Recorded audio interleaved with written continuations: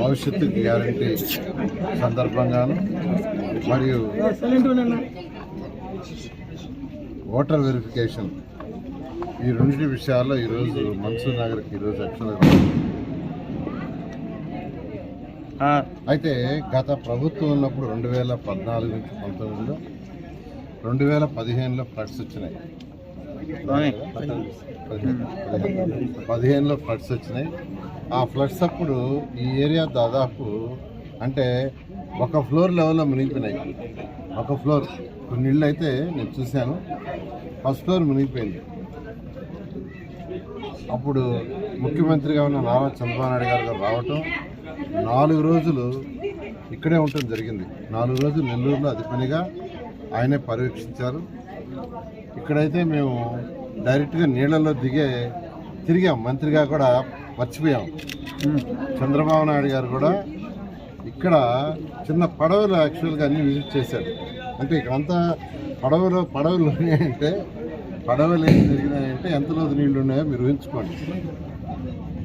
అలాంటిది చిన్న మార్పు, పెద్ద మార్పు కాదు.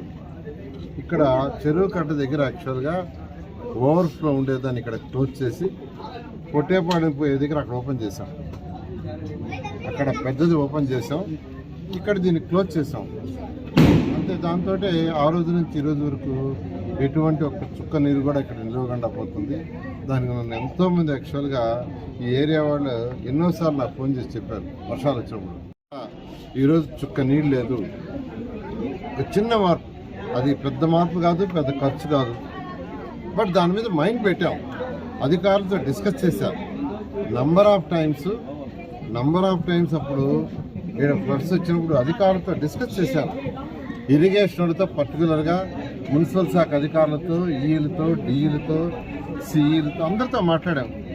ఏం చేస్తే ఈ పరిస్థితి ఫ్యూచర్లో రాకుండా ఉంటుందంటే వాళ్ళందరూ ఆలోచించి వెరీ సింపుల్ సార్, కొట్టేపాలెం దగ్గర ఓవర్ఫ్లో అయితే నీళ్లు పోయేటట్టుగా ఆ డైరెక్షన్లో డైరెక్ట్గా అక్కడి నుంచి పెనారియోలోకి వెళ్ళిపోద్ది. అది వెరీ షార్ట్ డిస్టెన్స్. అక్కడ వైడెన్ చేసేయండి, దీన్ని క్లోజ్ చేయమన్నారు. దీన్ని క్లోజ్ చేసి అక్కడ వైడెన్ చేసాం. ఇంతవరకు ఎటువంటిది ఇలా ఆ రోజు తెలుగుదేశం ప్రభుత్వం ఎంతో చేసింది. అందుకనే నాకు వర్షాలు వచ్చినప్పుడల్లా ఏరియా నుంచి కొంతమంది ఫోన్ చేస్తారు, వాళ్ళు అభినందిస్తుంటారు.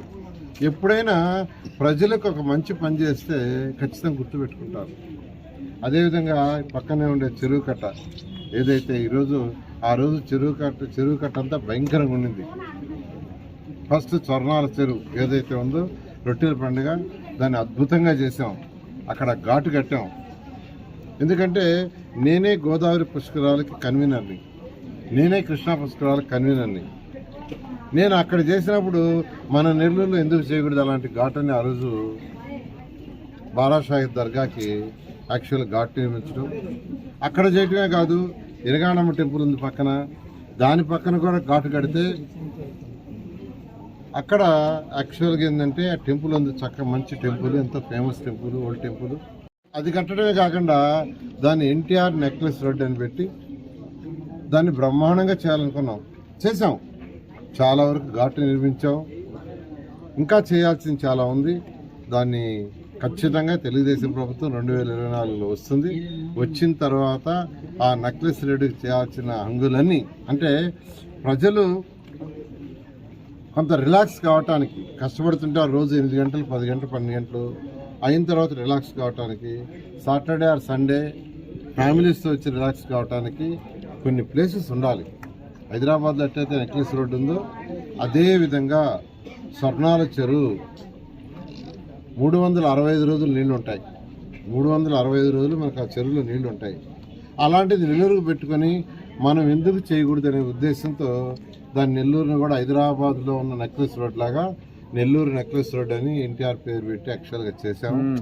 అయితే చేసింది ఓన్లీ 50%. ఇంకా 50% చేయాల్సింది. ఖచ్చితంగా గవర్నమెంట్ రాగానే దాన్ని కూడా కంప్లీట్ చేస్తామని తెలియజేస్తున్నాను. నేను అందరినీ ఒక రిక్వెస్ట్ చేస్తున్నా, ప్రతి ఒక్కరిని వెరిఫై చేసుకోండి. ఎవరి ఓటుని వాళ్ళు వెరిఫై చేసుకోండి. 9వ తేదీ వరకు డిలీషన్స్ చేయొచ్చు, ట్రాన్స్ఫర్స్ చేయొచ్చు, ఇవన్నీ చేసుకోవచ్చు, అడిషన్స్ కూడా చేసుకోవచ్చు.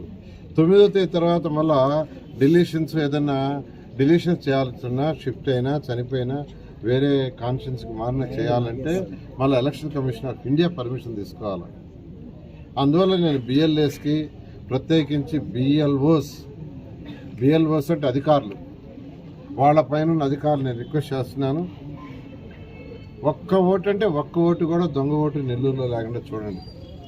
అది జరగాలంటే ఏవైతే డెత్స్ ఉన్నాయో ఆ డెత్స్ అన్నీ మీరు తీసేయండి. ఏవైతే షిఫ్ట్ అయిపోయారో అవన్నీ తీసేయండి.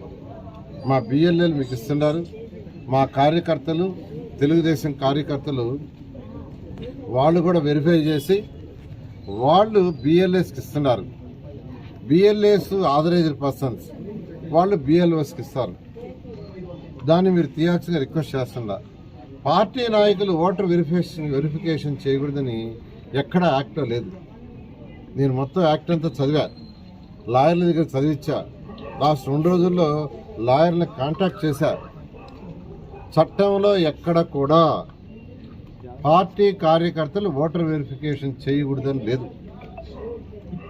మళ్ళా ఒకసారి చెప్తున్నాను, చట్టంలో ఎక్కడ కూడా, చట్టం అంతా చదివా. నేను చదవటమే కాదు, ఎక్స్పర్ట్ సుప్రీంకోర్టు లాయర్లు, హైకోర్టు లాయర్లు, అదేవిధంగా అనేక మంది సెక్రటరీలతో మాట్లాడా నేను లాస్ట్ 2 రోజుల్లో. పార్టీ కార్యకర్తలు ఓటర్ వెరిఫికేషన్ చేయకూడదని రాయలేదు.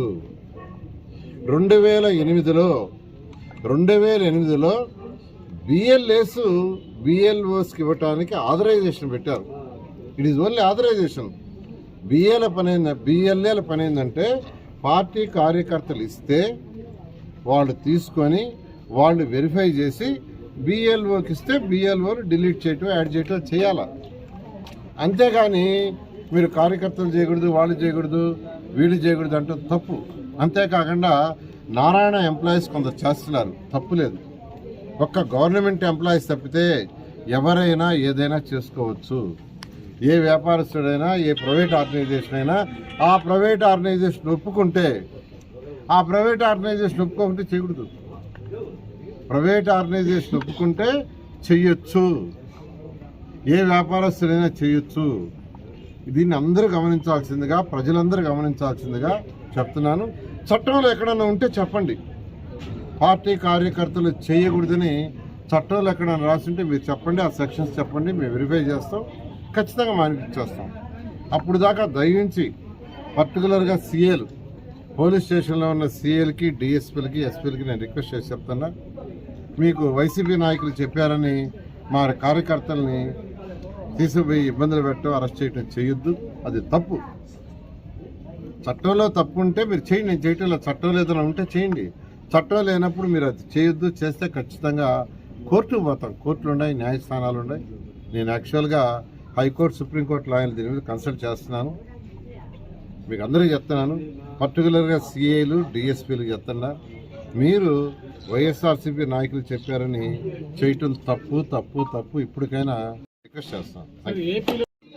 నెల్లూరు సిటీలో 245 బూతుల్లో ఒకేసారి వెరిఫై చేస్తున్నారు, ఓటర్ వెరిఫికేషన్. నిజంగా అద్భుతంగా చేస్తున్నారు. ఎంతమంది చేస్తున్నారంటే 1000 మంది చేస్తున్నారు ఈరోజు. 248 బూతుల్లో 1000 మంది ఈరోజు ఓటర్ వెరిఫికేషన్ చేస్తున్నారు. నేను నిన్న కూడా రివ్యూ చేశా. 9,992 రిపీటర్స్ ఉన్నాయి. అంటే ఒక ఓటు 2-3 బూతుల్లో ఉండేది. దాన్ని కూడా డేటా నేను మా బిఎల్ఏలకి, కార్యకర్తలకు అందరికి ఇచ్చాను వెరిఫై చేయమని. చేసి రేపు సబ్మిట్ చేయమని చెప్పా. ఇవాళ కొంత సబ్మిట్ చేయమన్నాను, అయితే రేపు చేయమన్నాను. కాబట్టి 1000 మంది చేస్తున్నారు. దానికి వైఎస్ఆర్సీపీ నాయకులు భయపడుతున్నారు. గతంలో ఎప్పుడు చేయలేదు. 2019లో ఓటర్ వెరిఫికేషన్ అంటే ఏం లేదు, ఎవరో ఒకరో ఇద్దరు చేశారు తెలుగుదేశం పార్టీ నుంచి. ఈరోజు అట్టు కాదు, 1000 మందిని దాదాపు ఒక 6 నెలల పైన చేస్తున్నారు. కాబట్టి వాళ్ళకి ఆ భయం ఉండొచ్చు. నేను ఒకటే అంటున్నా, తెలుగుదేశం పార్టీ వాళ్ళందరికీ చెప్పాను నేను, ఇప్పుడు 100 సార్లు చెప్పున్నా, మనకు ఒక్క దొంగ ఓటు కూడా వద్దు, మనకు ఒక్క దొంగ ఓటు వద్దు, ఎదుటి వాళ్ళకి ఒక్క దొంగ ఓటు ఉండటానికి లేదు. అందుకని వాళ్ళకు ఒక భయం ఉన్నట్టుంది. నేను చెప్తున్నాను వాళ్ళకి కూడా, మాకొద్దు, మాకు దొంగ ఓట్లు, మా వాళ్ళు ఎవరైనా దొంగ ఓట్లు ఎంట్రీ చేస్తే చెప్పండి, నేనే తీయిస్తాను, దగ్గరుండి నేనే తీయిస్తాను. అందువల్ల మీరు కూడా ఎంటర్ చేయొద్దు. ప్రజాస్వామ్య పద్ధతిలో ఎలక్షన్ జరగనివ్వండి, ప్రజలు నిర్ణయిస్తారు. Okay, thank you.